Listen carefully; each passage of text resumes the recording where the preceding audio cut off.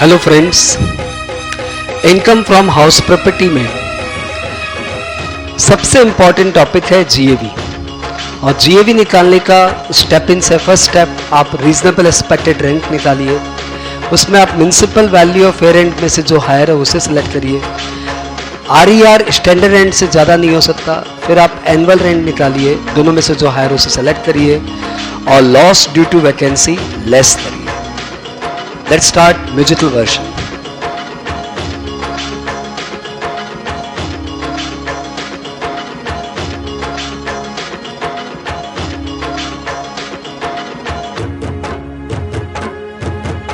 MVFR में जो भी हो हायर RER कर ARR कंपेयर कर लॉस वैकेंसी का लेस तू कर म्युनिसिपल टैक्स ओनर भाई पे कर फिर लेस तू कर NB सेट तू कर 30% लेस तू कर।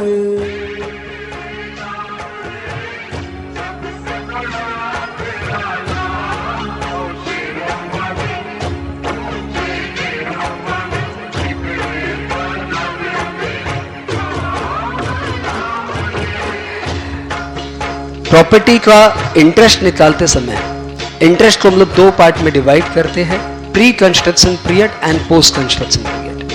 प्री कंस्ट्रक्शन पीरियड के इंटरेस्ट को हम लोग 5 साल में अलाउड करते हैं और पोस्ट कंस्ट्रक्शन पीरियड के इंटरेस्ट को हम लोग हर साल अलाउड करते हैं। इसके बाद सेल्फ ऑक्यूपाइड प्रॉपर्टी में NAV हमेशा 0 और इंटरेस्ट ऑन लोन ज्यादा से ज्यादा 2 लाख। ये मेन इंपॉर्टेंट पॉइंट्स थे।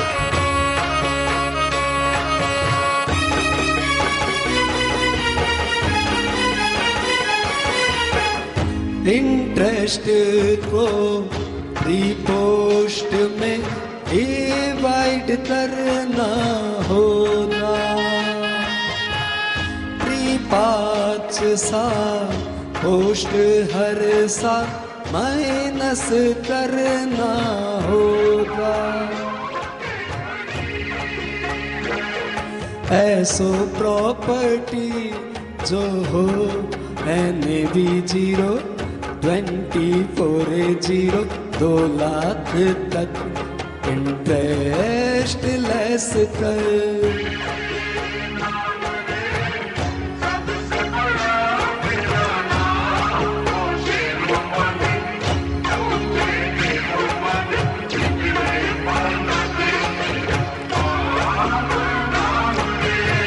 लेट आउट हाउस प्रॉपर्टी के बाद सेल्फ ऑक्यूपाइड हाउस प्रॉपर्टी के बाद PSO आता है। उसमें 2 division, area wise, time wise.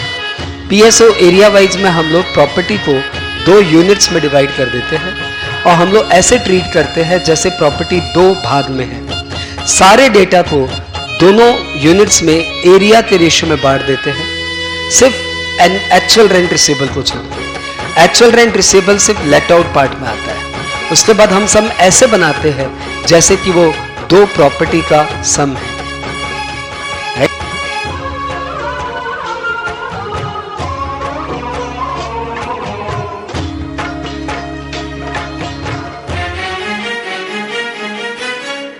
PSO जो एरिया वाइज हो तो यूनिटों में बांट दे।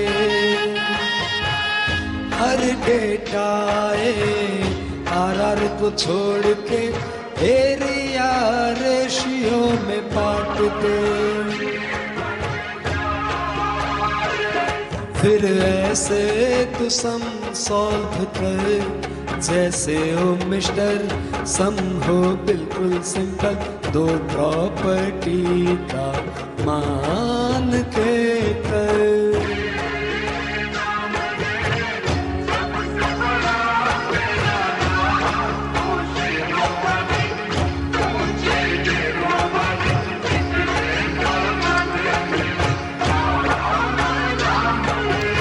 उसके बाद टर्न आता है partly self occupied time wise का।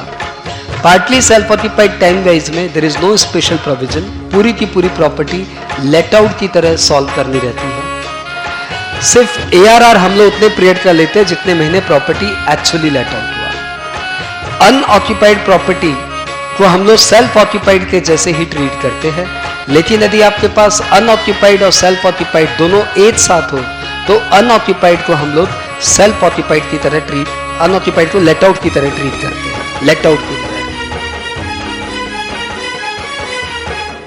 PSO जो टाइम वाइज हो तो लेट आउट जैसे सॉल्व कर, अनऑक्यूपाइड को सेल्फ ऑक्यूपाइड के जैसे ही तू सॉल्व कर। SOUO दोनों जो हो तो UO तो ले, DLO मान ले, देखा ये कितना इजी सा चैप्टर।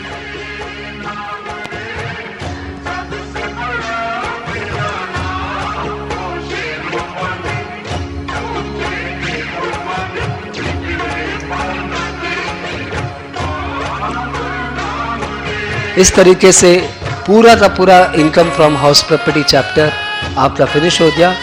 25A में 30% स्टैंडर्ड डिडक्शंस मिलता है, ये आप ध्यान रखना। Thank you.